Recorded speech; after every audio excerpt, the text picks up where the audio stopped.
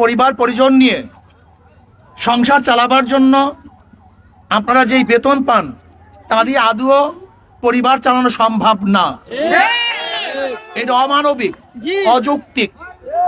আজকে বাংলাদেশের হাজার হাজার কোটি টাকা লুটেরারা লুট করে নিয়ে গেছে, হাজার হাজার কোটি টাকা পাচার করেছে, হাজার হাজার কোটি টাকা ধ্বংস করেছে, ব্যাংকগুলিকে লুটপাট করে তছনছ করে দিয়েছে। অথচ আজকে আমাদের গ্রাম পুলিশ কিন্তু তারা আজকে ক্ষুধার তাড়নায় আজকে রাস্তার মধ্যে শুয়ে আছে।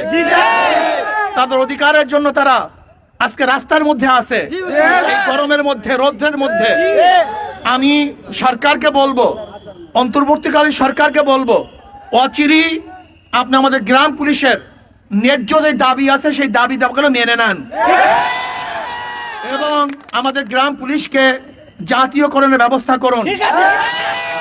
আমাদের গ্রাম পুলিশ ভাইরা যেন দুমুটা খেতে পারে, দুটা কাপড় পরতে পারে, তাদের বাচ্চাদের নিয়ে গিয়ে চলাফেরা করতে পারে, এই ব্যবস্থা অবশ্যই সরকার করতে হবে।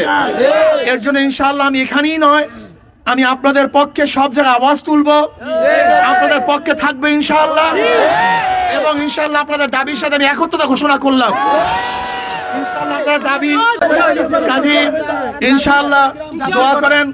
আমি জাতীয়করণের জন্য সরকার ঘোষণা দিয়েছে, আমাদেরকে শুধু বাড়ায় আমাদের বাস আমরা চেষ্টা করতেছি ইনশাআল্লাহ সর্বমহলে আপনাদের পক্ষ নিয়ে সর্বমহলে আমি নক করার চেষ্টা করব ইনশাআল্লাহ।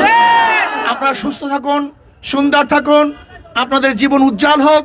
আল্লাহ পাক আমাদের সবাইকে দুনিয়াতে ভালো রাখেন, ওপারও ভালো রাখেন, এই দোয়া করতেছি। আল্লাহ আমাদের সবাইকে কবুল করেন।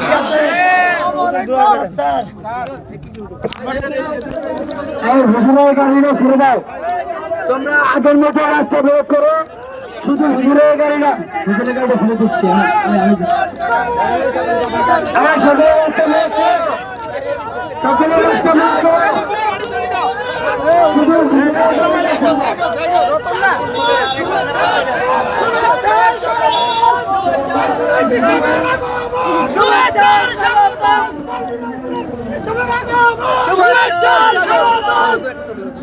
আল্লাহ সবাইকে কবুল করেন।